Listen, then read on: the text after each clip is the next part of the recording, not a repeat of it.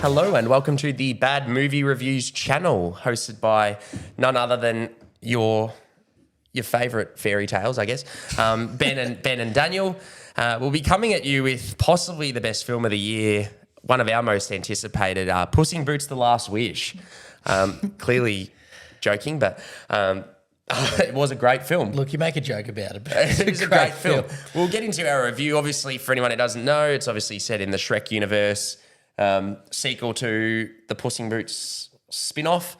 And basically it finds, I guess, Puss in Boots, who's lost 8 lives, and finds him on his last one, basically. And you guess you go on an adventure from there. But yeah, what were your thoughts on the film? It was really good. It was just a pure, great, enjoyable time.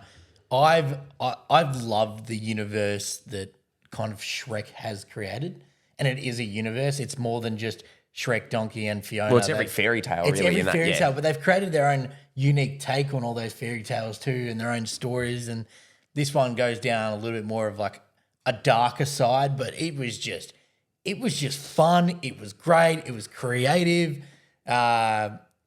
Antonio Banderas, that's his name, yeah? Yep. Yeah, he voices Puss. His voice. He voices Puss. His voice, I'm in love with.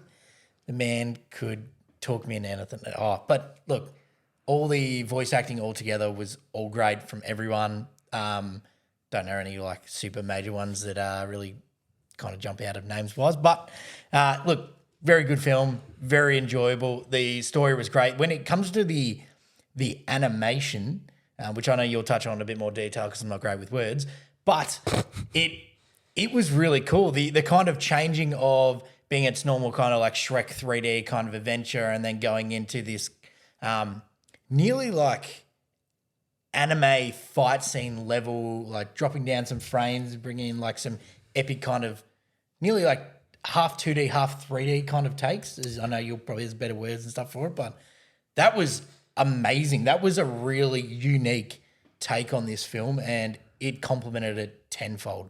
It was just great. Look, I've got not much to say. The story's good. The characters are good. Everything's lovable and enjoyable. It is an excellent film. If there's another 14 movies, I'll watch every single one of them. Best movie of the year? Nah.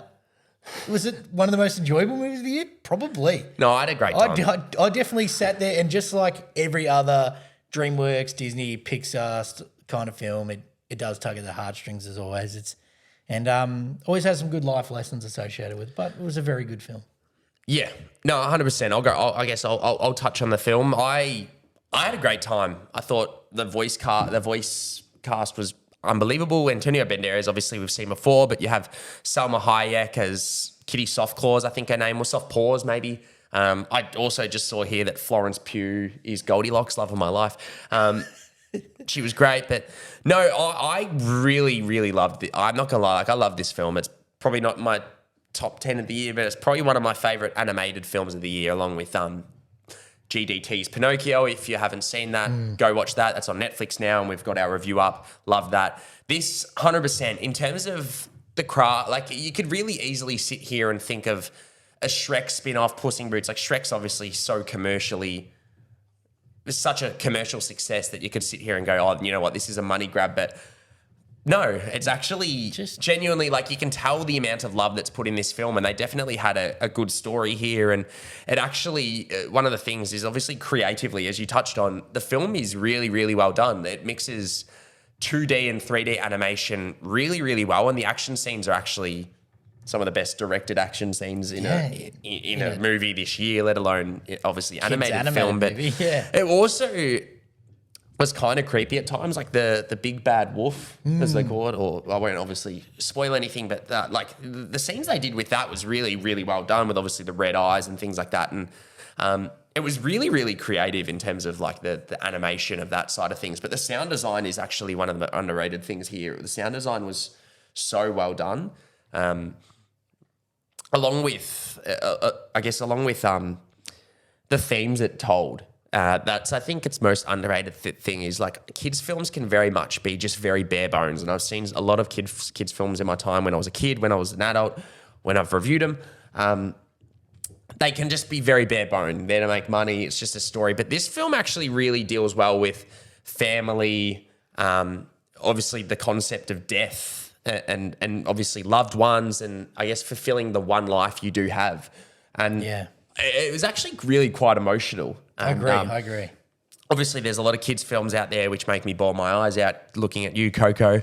But I didn't necessarily cry, but it did actually, give me goosebumps, like certain aspects, because it actually really is a high, as I said, in terms of the plot, you've obviously dealing with Puss in Boots on his last life. He's, had his 8 lives. So there's real stakes at play as well. And I think that adds to the heightened emotion. And I definitely got a little emotional. I did. And I absolutely, I absolutely loved the ending too. I'm not going to spoil anything, but super wrapped with that sort of ending, and it just wrapped up perfectly. I thought it was genuinely a really, really well made, really good film, and I think it's also one film that you will absolutely enjoy no matter what age you are. I agree completely. I mean, the film we were in, I'm pretty sure there was an elderly lady sitting by herself in the back corner watching it, and I guess that shows you a little bit. But me in 40 years. Yeah, me now. But no, I actually I give the film props. Absolutely adored it. Think it was a great film. I'm sure it's not going to struggle for money by any means. It comes out Boxing Day here in Australia. We caught an early screening. So if you are watching this, please go see it. Yeah, without a doubt. It is a kids' film, so I'm sure 99% of the audience is kids. So I don't know who will be watching this. If you're not a kid, still go watch it. Pure good film. Or if you are a kid, get your parents to take you to watch it. Correct. Or go by yourself. Yeah. It might be dangerous, but no, definitely recommend. One of my favourite animated of the year. Other than that, I guess we'll clock it off there. Sounds and we'll catch you next time. Easy. Thanks, guys.